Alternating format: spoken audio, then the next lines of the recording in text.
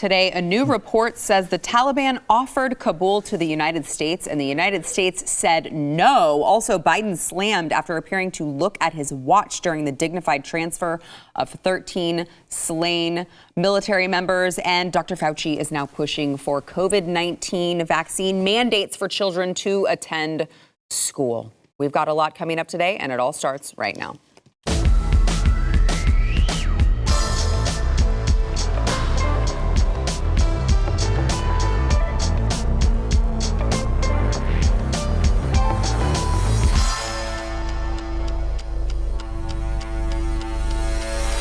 Hey, welcome to the news and why it matters. I am Sarah Gonzalez, today joined by Eric July, BlazeTV contributor, and also political commentator Caleb Bonham, back here from the depths of Austin. Austin, baby. Yes, so we're glad we're glad to have you have escaped it one more time. I think you're here this week several times. I live in Austin, but I'm up in Dallas more and more often. You know, I think it's saying something like, Austin's it's getting too weird. Yeah, I know. They say keep Austin weird, but we're like, no, we didn't mean that weird. We didn't mean that weird. Dial it down, dial down the weirdness just a little bit.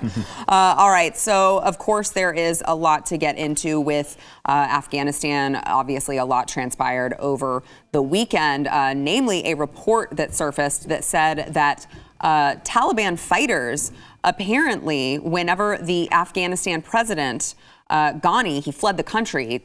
They all knew it was a matter of time. The Taliban was going to take over the city, and they told U.S. military officials, we have two options to deal with it. You, the United States military, take responsibility for securing Kabul, or you have to allow us to do it. Faced with the decision of whether or not to accept control over Kabul, while we were trying to evacuate our people, right? So it seems like that would make the most sense to do, make sure that we have control over it while we are trying to get our people and our allies out. The United States said, no, thank you, pass. You guys can actually just have it, and we will just do exactly what you say. It's hard to imagine a more botched military endeavor ever. I mean, I'm trying to think about like how you can see something happening straight ahead. You know that it's going to happen, and you choose it anyway. Yeah. It really is hard to imagine them botching this more than they have. Well, I think it's easy to understand when you look at it like this. The Biden administration doesn't see America as the big dog coming in. And I know that that's kind of the issue that got us into this problem in the first place, thinking that we can nation build all over the world and come in and start swinging a big stick. But when we're looking to leave, maybe we should come to the table and not act as equals and tell them when the Taliban asks us, what do you want? Do you want the capital or do you want the airport?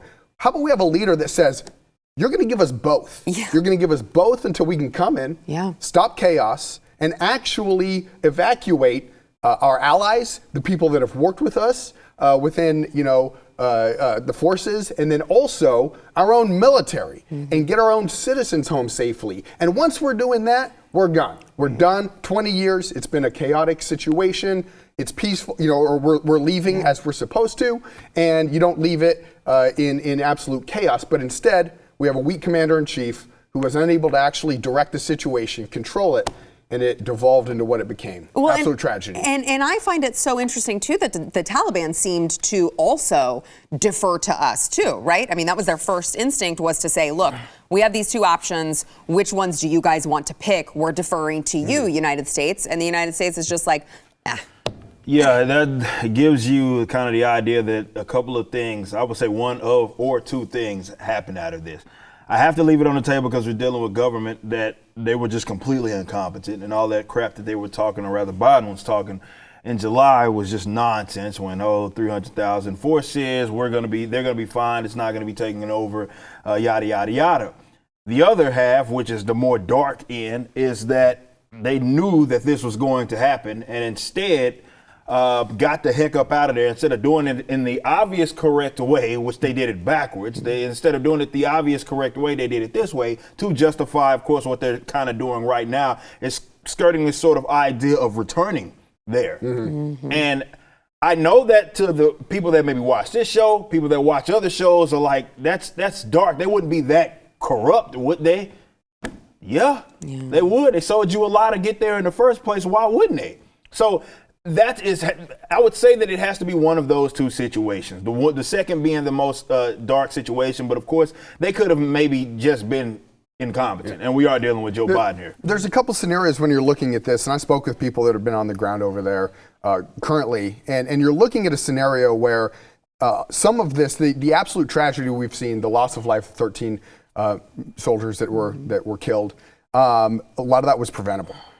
Because of lack of planning, because of lack of understanding the scenario, putting people in positions that they weren't necessarily ready to be in that position. They weren't prepared for that, for what was going on, and a lack of actually taking these threats seriously. We were aware that a terrorist attack was imminent before it actually occurred, and it's not handling the situation well. But some of this was also predictable. And that's the other scenario of this is under any administration, a withdrawal from Iraq or from Afghanistan, was going to bring about some sort of chaos over there. But to this magnitude is completely on Joe Biden, completely on the commander-in-chief and his lack of leadership, his inability to step in. This is what Democrats hate. They hate us saying, hey, we are, like I said, the big dog here. We're going to direct this so that the least amount of people are killed. We're going to be exiting this as under our terms, not your terms, to the Taliban. And his refusal to do that is why we've lost life, is why this completely unleashed chaos over there. And it's going to lead to global ramifications here in the next few months. Yeah. Well, here's a little bit of a ramification. Again, just a total botched attempt at handling all of this from the Biden administration. The U.S. did a military drone strike in Kabul on Sunday. They, of course, said that they had killed 2 ISIS-K leaders. Well, it turns out that they actually apparently killed 10 people, including 7 children.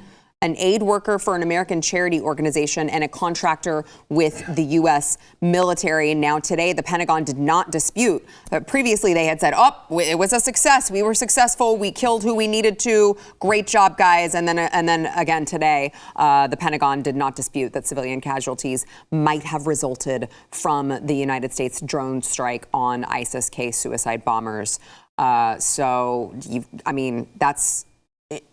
That's part of the course. Huge misstep, miscalculation. That we saw that all through Obama's presidency, yes. bombing hospitals and all kinds of things that they consider it more collateral damage. But unfortunately, this is how the United States government has operated for a very long time, and I would encourage America to go actually look at the civilian casualties that they have caused, do botched drone strikes. Obama was, notorious for doing that, certainly even worse than what Bush was. Yeah, that goes to show the botched effort, but it also is par for the course, certainly for what we saw that 8 years, which is why I'm leaning towards the idea that they want to kind of remain out there doing what it is that they've been doing for 20 years. So I have to leave on the table that they're going to utilize. Now, we saw these pawns that were in this game, whether it be with 13 dead U.S. military folk or the civilian casualties. For them, it's worth it to do whatever it is, crazy stuff it is that they want to do out there in Afghanistan. So don't be surprised if, whether it be not that long from now, they say, all right, well, we're kind of reversing everything that we did. We're going back there. Next thing you know, we're there for another 10 to 20 years. I hate for that. I would absolutely hate for that to be the case. But we have to consider that, because none of us here really we don't have the insider information. Yet we saw it coming. So I don't for once believe that people there didn't see this coming, didn't see what was happening out there, or what was more so the inevitable out of Kabul. I know they told us one thing, but I know they were getting that intel. So this is what I know. Hopefully the YouTube overlords don't hate me so much for saying the term false flag.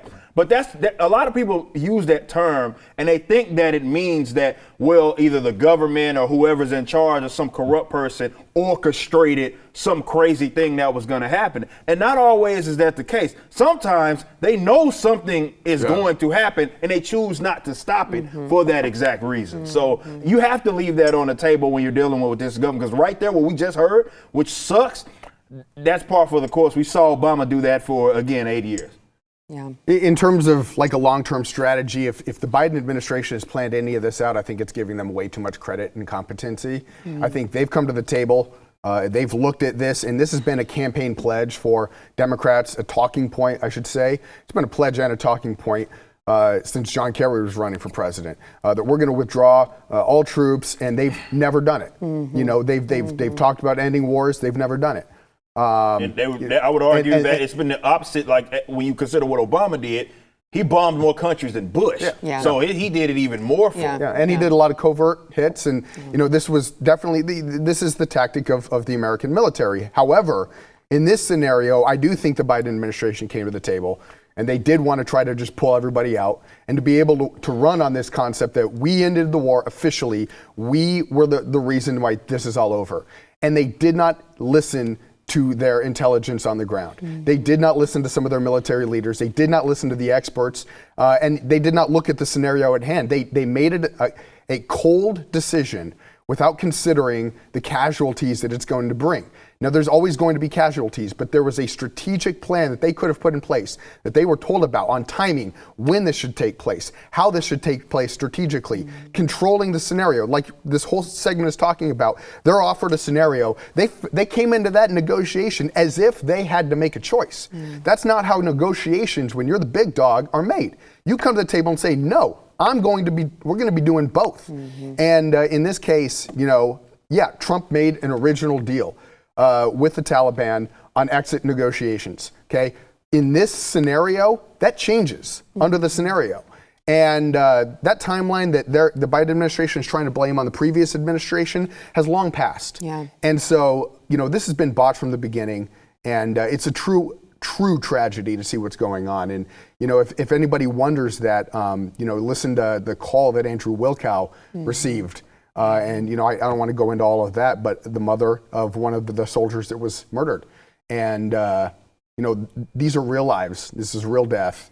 And this is real incompetence from our president. Yeah, and, you know, all the while, we have the United States military focusing on things like white rage, Eric. White rage. That's what their focus even is now, on. I mean, he's kind of, Biden is going the angle of the whole COVID stuff, kind of again, like yelling squirrel. I mean, I guess that was to be expected. Yeah, this falls on his head. So regardless of whether it was incompetence that just didn't understand, or whether it's just United States military gonna United States military, it's on his head. And as the commander-in-chief, we can blame, or we often do. I've even unfortunately kind of fell victim to this, blaming stuff on the president in which is not really in his control. This one we can't do. Yeah. This is directly on his head. So even if there needed to be a pivot at some point to, let's say, save lives, that's on him. And it falls on his head, and people should look to him as the utter failure. Certainly would if the Orange Man was still in there. But they should look to him as the utter failure because that's his one job.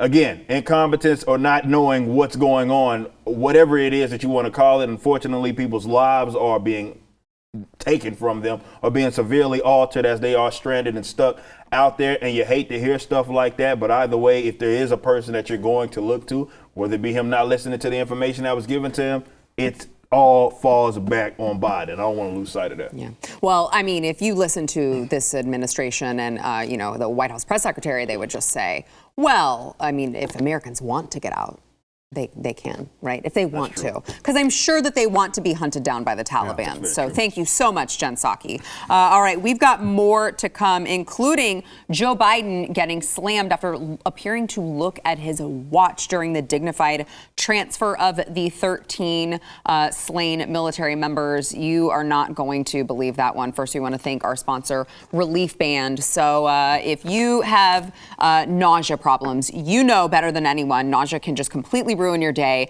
force you to change your plans, and in the most severe cases, it can make you unable to function. You can't get all of your everyday tasks done. For those of you who can really relate to those words, I've got good news, all right? You've got to check out Relief Band. Relief Band is the #1 FDA-cleared anti-nausea wristband. It's been clinically proven to relieve and effectively prevent nausea and vomiting associated with motion sickness, anxiety, migraines, hangovers, morning sickness, chemotherapy, so much more. It's 100% drug-free. It is non-drowsy. It provides all natural relief with zero side effects for as long as needed. Now, how it works is really cool. It actually stimulates a nerve in the wrist that travels to the part of the brain that controls nausea, and then it blocks the signal your brain is sending to your stomach, telling you that you're sick. All right. So even if you don't get nauseous often, maybe you just have one too many drinks on a Friday night. You got to try Relief Band just for that, or even for anxiety. If you suffer from anxiety, it is worth it just for those benefits alone. Right now, Relief Band has an exclusive offer just for you guys. If you go to reliefband.com, use promo code Y, you will get 20% off plus free shipping. You've also got a no questions asked 30-day money back guarantee. So you have nothing to lose here. Try it out. Go to Relief Band, RELIEF band.com. Use promo code Y for 20% off plus free shipping. Joe Biden just keeps taking the hits from all sides. He faced criticism yesterday for appearing to look at his watch while he attended the dignified transfer of the 13 U.S. troops who were killed during the ISIS terrorist attack on the airport in Kabul. So here he is. If we could play this. Nicole G. He's standing with his hand over his heart. Female Marines who were killed among his eyes are kind of closing, and then she was the one who posted that Instagram that was a very, to me, I'd like to get your thoughts, gentlemen, but to me, that was a very clear, I need to check my watch because I am kind of bored and I need to see how long this is going to, oh crap, I shouldn't be checking my watch right now. And it looked like kind of he tried to cover it really quickly. What are your thoughts? I mean, that was pretty clear. Yeah, I mean, it looked like it. Maybe it kind of nap time or something like that. It was getting close to that time. But yeah, it does look like he was looking at it and then he thought about, wait a minute, I probably shouldn't do that because all of these cameras on. If anything, he just doesn't want to be there. Nonetheless, that's not a place that he wanted to be kind of there. Probably had things that he wished to do, even though, again, those deaths kind of fall, not kind of, I guess they are on his head in some way. Yeah. He just doesn't want to be there. He doesn't want to be there, and that doesn't surprise me at all because, again, to him and his colleagues, those lives are just pawns in this little chess game, and if there has to be sacrifices, there has to be them. So this is just kind of the attitude. I wouldn't say just to pin that on Biden. If there's anything else that I can say from this, don't just pin that on Biden. I would argue that all those quacks at the top, that's kind of how this right here is just a photo op. It's kind of, you have to be there. But do they want to be there? No. And do they really care about the lives that are lost that they often have been sitting out there for the last 20 years? No, they don't care at all. Now, I want to add to this really quickly. So Joe Biden met with some of the families of the service members who were killed, and one of the families claims that he seemed scripted and shallow and had a total disregard to the loss. I mean, you know, obviously, we're dealing with a family whose emotions are very high, but it's hard to imagine that they have made that up when you see things like Joe Biden checking his watch as he is waiting. Well, it does give the air, that video of him going through the motions and kind of getting caught in his natural mind is elsewhere. Biden has, I don't know if there's been many authentic moments in the Biden presidency where he comes out and seems like he's not being controlled in some way or another, being told what to say, being told what to do. He'll often say things like, oh, I was told not to take questions, but I'm going to try to take one. I was told to call on Nora O'Donnell for this question. And then he goes to Peter Doocy during this scenario, and Peter asks him a hard-hitting question. And what is Biden doing? He's got his head on his mic during one of the most disastrous events in American history in the past decade. Yeah. He's got his head on his mic saying, no, and then bashing Fox News. No leadership. No leadership. That is not how a leader wins. You're telling me when the stakes are so low and you're a basketball coach, you're going into halftime and you're down, and you go in with your head down and you're, oh, no, I'm trying to find blame. Oh, it's previous administration. You think your team's going to rally behind you and come back out? Okay, in this scenario, people lost their lives. And he has no capability of actually showing true leadership. And when, I think the White House notices that. So when he's meeting with these families that have lost loved ones, they're starting to pull that rein in, telling him you can go off script because it's showing how out of your capabilities you are. Peter Principle to its finest. You will rise to the highest level of your incompetence. And he has done that. And I think it's affecting people, and it's difficult to watch. Yeah, even over the weekend, he was giving a briefing, I think it was on the hurricane, and he said, once again, I'm not supposed to take, they told me not to take questions, which, what is it going to take for one of the reporters to ask him who they is? I don't know, because he said this multiple times. They told me this, I'm going to get in trouble. Excuse me, Mr. President, who is they? Who are you referring to when you say they told you not to take questions? You are the President of the United States. But I digress. He was asked a question, so he's there. They told me not to take questions, but I will. The first question on Afghanistan, I'm not talking about that. And then turns his back. I'm not talking about that. I mean, won't even answer the question, as if he doesn't owe the American people these answers. Well, I mean, this is something that's really new for him, definitely, when you have guys that are a part of what we deem as the more mainstream guys, not necessarily attached to Fox, asking these hard-hitting questions, because now they really can't cover him for him like they had been able to do for the last year and some change. Really, they can't do it anymore. So now they kind of are forced, because, I mean, all eyes are on these guys. And that was a big time screw up in terms of what happened in Afghanistan. You kind of got to you got to ask him something about it. But he obviously thinks that he should still be held to that previous standard, that how dare you kind of ask me that? I give you the information as I want to, or whoever they are, whoever's pulling the bot and strings, they instruct him on when to give this information to him. So all it does tell me is that you're not really the guy in charge. Now, who is?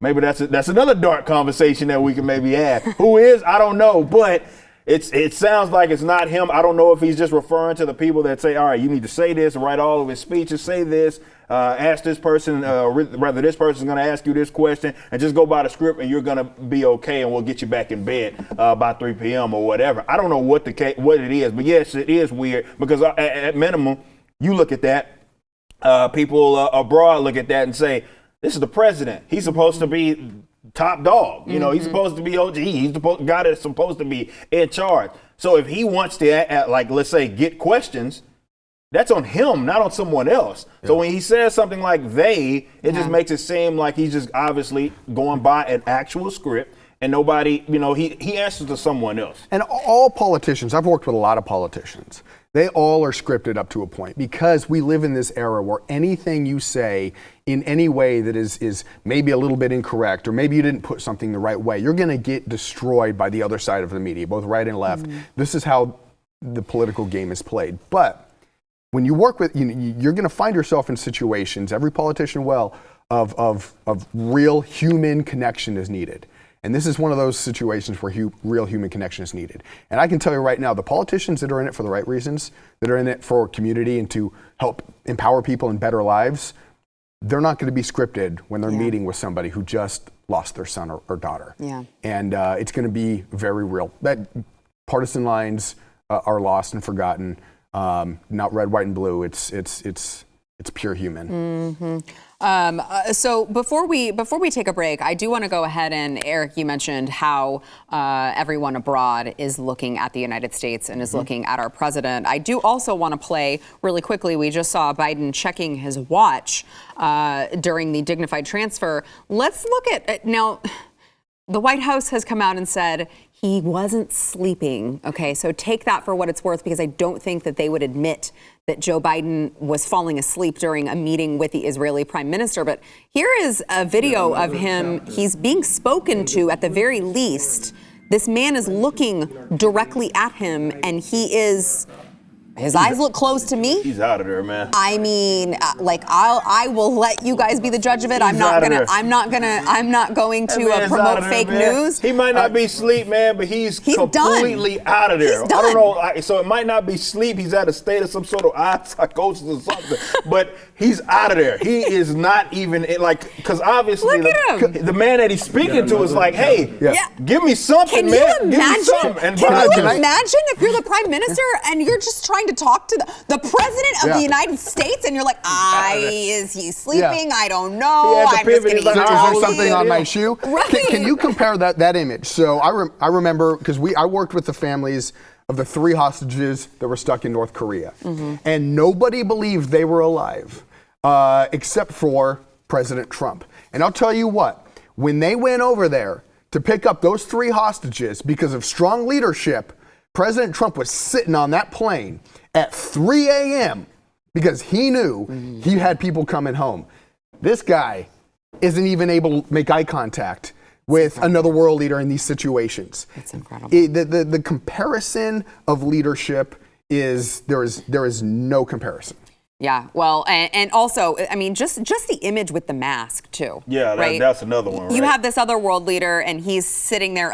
Like presumably, they're all vaccinated, right? So you have him sitting there like a normal person, trying to project, speaking to him, and then you've got Joe Biden suffocating on his own damn oxygen. He had to pivot because he was like trying to get something out of him, and once he realized, is this man like asleep? He's asleep. All right, I guess I'm gonna look at the camera now, or whoever that was over there. That was nuts. So I don't know if he was asleep, but he was out of there. Whatever he was like in another planet, man. Definitely embarrassing. All right, we've got more to come. First, we want to thank our sponsor, Uprising Food. So Uprising, I am so excited to partner with them. They have cracked the code on healthy bread. Okay, so obviously, you guys, those of you you're trying to watch your weight, you're trying to watch what you eat. It's hard when you love bread, all right? But Uprising they make this bread. It tastes amazing. It tastes fresh. It is only 2 grams net carbs per serving, 6 grams of protein, and 9 grams of fiber. It tastes like this delicious homemade bread. It's better than any bread I have ever had. And to know that it is also good for you, it's clean, it's keto, simple, low carb, high fiber, dairy-free, grain-free. It is truly amazing. I'm not kidding. They bake this with real superfood ingredients. You'll find things like almonds, MCT oil, apple cider vinegar, egg white, psyllium husk, and olive oil in these bundles. By the way, they've also got these chips that I am telling you have to try when you go onto their website. You've got to try their chips. They taste like those old bagel chips that they used to sell at the grocery stores that are so bad for you. I don't even want to know what the ingredients of those stupid chips were because they tasted delicious, but they were not good for you. With Uprising, these are tasting so good. The bread tastes good. The chips taste good. Everything tastes good, but they're actually good for you. They're going to keep you on track if you are trying to do low carb and you just can't stop eating bread. This is the way to do it because the bread tastes delicious and you are still going to hit your goals. You got to try it. Go to uprisingfood.com. Use code Y to get $10 off of their starter bundle. It is so delicious. You are going to love it. They ship it directly to your door. That is uprisingfood.com. Use promo code Y to get $10 off. The Centers for Disease Control and Prevention, I guess, decided that they have done such a tremendous job with COVID that they would branch out into other things like gun violence. So they are now targeting gun violence. I wish I was making this up, but I am not. They are restarting their research program on the epidemic of firearm deaths. Here is CDC Director Rochelle Walensky on Gun Violence Watch. Every day we turn on the news and there are more young people dying. I swore to the president and to this country that I would protect your health. This is clearly one of those moments, one of those issues that is harming America's health. She wants to allay gun owners' fears. Generally, the word gun, for those who are worried about research in this area, is followed by the word control. And that's not what I want to do here. I'm not here about gun control. I'm here about preventing gun violence and gun death. And she wants to involve gun owners in the CDC research to save lives. If a gun owner said to you, Dr. Walensky, I'm afraid you want to take away my gun. And my answer to that is come be part of the solution. Come to the table. Join us in the conversation. I don't want you to feel that way, right? I want you to teach me what you have done to make your gun safe. And then I want you to teach everybody else. I mean, this is just a freaking joke. But I would also like to point out, at the same time that the CDC has decided that they are going to, Rochelle Walensky says, well, I promise to protect your health. At the same time that she's saying this, you also see there was a study that came out that showed that obesity has grown within children right now because the CDC recommended that we shut our freaking schools down and we had kids sitting around playing video games, eating potato chips during a pandemic where you should be healthy so that you have a good outcome from the stupid virus. So meanwhile, Meanwhile, the CDC not doing anything for that, not doing anything for children's obesity, not doing anything for actual public health. They want you to make sure that you take a jab with a bunch of chemicals, and also now they're targeting gun violence because they give a crap about your health. That's what they say, and obviously that's bull crap. This is a political organization, or one of the usual alphabet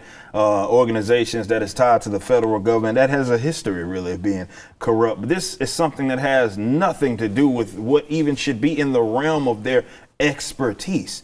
Like they care so much about disease control and prevention. What Disease. What does that have to do with gun violence? What does it have to do with eviction moratoriums? Exactly. That was another one. So all it's become, or rather, what it was always that. It's just an extension of really politicians trying to say, hey, look at our experts. They're saying we need to tackle this. So give us more money for research, and we'll lace everybody at the top, make sure they get paid, and all these guys have their little worthless sorts of gigs. But yeah, like you bring up a great point with the childhood obesity, but really just obesity in general, right? Yes. When did the CDC, during this whole entire year and a half, lead they would be the ones to lead an effort to get people in shape? To exercise so they could deal with, not just COVID, but especially COVID, because we know 78% of the people that are being hospitalized from this are overweight. Nothing. Not a peep. Because that's fat shaming, and you can't fat shame. Right. Okay, you are accepted as who you are. This is a great example of politicians thinking that they're saviors. I mean, everything that she said in that statement was condescending. It was savior-esque. Like, I swore an oath to protect your health. Listen to me. We're going to brand you. That either. Yeah, exactly. Unless you're unvaccinated, and then we want to let you die. That's true. Good point. Yeah, and that's, they think that they're the ones that are going to be making the right decisions for your lives. And this is why Americans, the time is now to stop it, because they're signaling right now. They're signaling what the next agenda push is going to be. Yes. It's going to move on from COVID. It's going to move into gun control. And she made up. I mean, every time you say gun, it's followed by control. Yeah, because that's all you talk about. Okay. So let's take a look at what she said in the core of that statement. She said, I want to have a conversation. Oh, how nice. I want to hear if you have a way to keep your gun safe. How about you teach everybody else? When has the left and the progressive left ever been hearing what you actually think, in actually giving you a legitimate, fair voice at the table? No, they're censoring you. They're shutting you down. They are canceling you. They are prohibiting you from actually bringing facts to the table of what you actually believe. And so I don't buy one bit of what she said. Meanwhile, also the CDC, again, focusing on really, really important stuff here. They've also published an inclusive language guide that says that calling people alcoholics, uninsured, and elderly is stigmatizing. So under the disability heading, the guide says that words like disabled, differently abled, and handicapped are stigmatizing and should be replaced with much more lengthy phrases like people with disabilities or people who use a wheelchair or mobility device, and so on and so forth. By the way, the words like inmate, prisoner, convict, ex-convict, offender, criminal, all of these, they're very stigmatizing. Instead, you need to use words like people or persons who are incarcerated or detained. I like this one, persons in pretrial or with charge. People who were formerly incarcerated, persons on parole or probation. I mean, the list goes on. By the way, don't say elderly, say older adults or elders. I mean, it is insane, and someone probably unbelievable. Got paid way too much money to type that up. All of this wokeness, it is creeping in every single government department that there is. We see it in the CDC, we see it in the military, we see it in all these different governmental agencies that it's like, you guys are supposed to be helping people stay healthy. That's it. Yeah. That's it. They don't care about that. You know what word they're not going to have in there that's stigmatizing? Unvaccinated. Almost guarantee that's not going to be on their list. Yeah. Well, they'll have unvaccinated and then a few more choice nicknames to call them. To stick it to those unvaccinated Trump Republicans. All right, we've got more to come. First, we want to thank new sponsor of the program, Moink. So I'm very excited about this new sponsor. Just a little question for you guys. Why are 97% of the chickens served in the United States dipped in chlorine? Bet you didn't even know that happened. It's very simple, because Big Food doesn't have the same quality standards as the family farm. That is why you need moinkbox.com. Moink delivers grass-fed and grass-finished beef, lamb, pastured pork, chicken, wild-caught Alaskan salmon directly to your door. They're helping family farms become financially independent outside of big agriculture. Their animals are raised outdoors. Their fish swim wild in the ocean. Moink meat is free of antibiotics, hormones, sugar, and all the other junk that you find prepackaged in the meat aisle. I know you guys, you're like, gosh, Sarah, you are like the queen of all of these healthy foods that we should be eating. Yes, I am. And I'm telling you guys, I got my first Moink box, and it was not only delicious. My son was like, where did you get this bacon? This is the best bacon I have ever had in my life. Can I please have more? And now he just eats his weight in Moink box bacon. By the way, for those of you who are wondering, Moink is a combination between moo and oink, because I asked the same question. I was like, what? Why is it called Moink? So now you have it, and it does not get fresher than these meats, and you are also helping small business, small farmers. You got to try it. Sign up at moinkbox.com/news to get a year of bacon for free. My son is going to be so jealous. And then you can pick which meats you want delivered with your first box. You can change what you get each month. Cancel anytime. I'm telling you guys, you got to try it. You can join the Moink movement today. Go to moinkbox.com/news right now. Get free bacon for a year. There is nothing more American than that, you guys. That's Moink, MOINK, box.com/news. Speaking of public health officials who just care about your health and just want to protect you and for you to be healthy, Dr. Anthony Fauci said over the weekend that COVID-19 vaccine mandates actually seem like a pretty good idea for school children. Listen. You know, I know that a lot of people will be pushing back against that, but if you get the imprimatur about the safety and the strong benefit-risk ratio for the children, when that gets established, which I believe it certainly will, by the FDA and the ACIP, I believe that mandating vaccines for children to appear in school is a good idea. And remember, Jake, this is not something new. We have mandates in many places in schools, particularly public schools, that if in fact you want a child to come in, we've done this for decades and decades, requiring polio, measles, mumps, rubella, hepatitis. So this would not be something new, requiring vaccinations for children to come to school. It would, however, be something new that you would require children to have a vaccine for something that they really, generally speaking, are not at risk for. Yeah, like maybe probably would die more from the flu than they would from COVID. And by the way, I don't know about other states, but in this particular state, flu is not a required vaccine for school children. Yeah, it never has been. I'm not that far removed from it, and it certainly I never got that. So see. Like we talk about risk assessment, right? Let's discuss this in younger people. It's virtually zero when it comes to COVID, hospitalizations as well as deaths. So will there be some that will get sick? Inevitably speaking, yes. But that is a rarity, as in like extremely rare. However, we do know, this isn't an opinion, this is what their data is saying, that heart issues, particularly in young boys and men, are stemming from this, vaccine. They're having an increase like myocarditis and pericarditis. That is not my opinion. Yeah, the FDA had to add a warning to it. Exactly.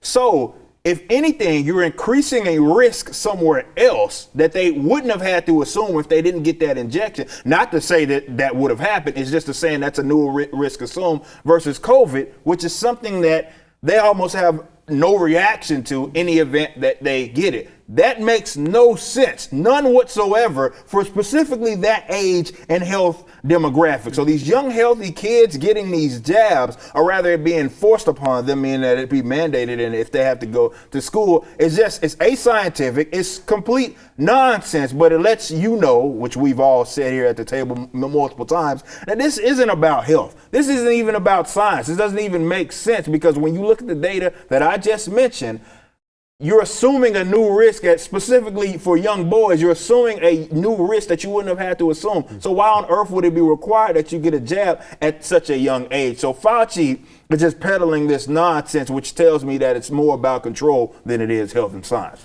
Whatever happened to this counterculture? I have a healthy distrust of government lifestyle that so many of us grew up on. It was so popular in the 60s, 70s, 80s, middle 90s. guys that all shields now. And now they're parents and grandparents, and whatever happened to that mentality? I mean, if I were some indie filmmaker and I wanted to go out and solicit funds from a different investor to create some documentary about, the 15, 20-year side effects of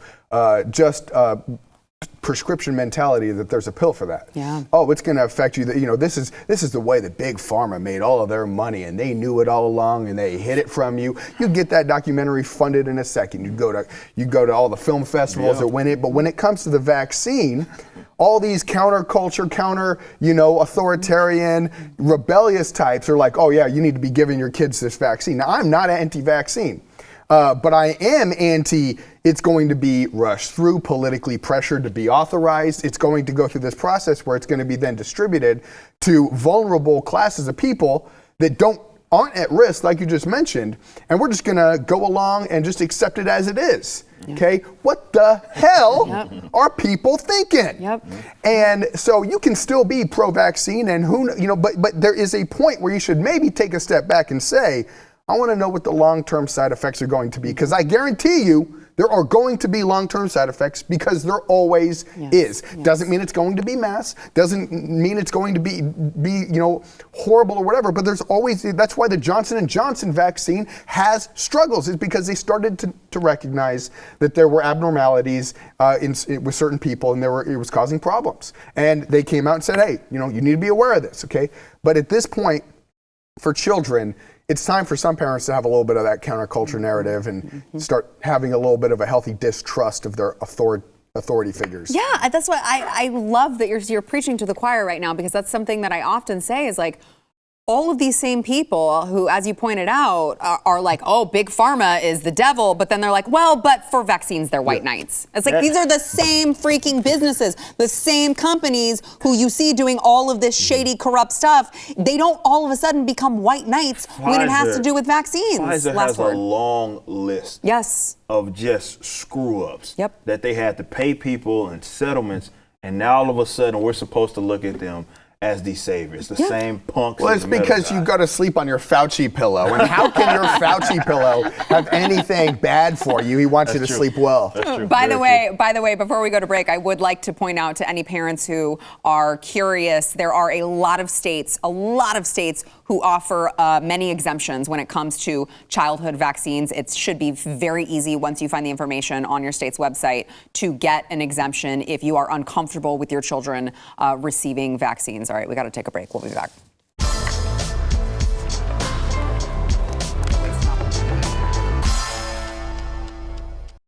All right, don't forget to go to wherever you get your audio podcasts.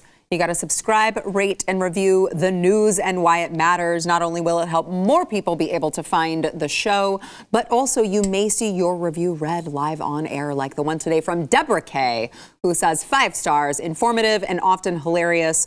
I absolutely love this show and rarely miss an episode. I am so grateful for a place to get the truth of what is going on in the news from such credible people. I just joined BlazeTV this year, and a big part of it is Sarah Gonzalez. Thank you. Thank you for a voice of sanity with a small dose of craziness to make the reality easier to swallow.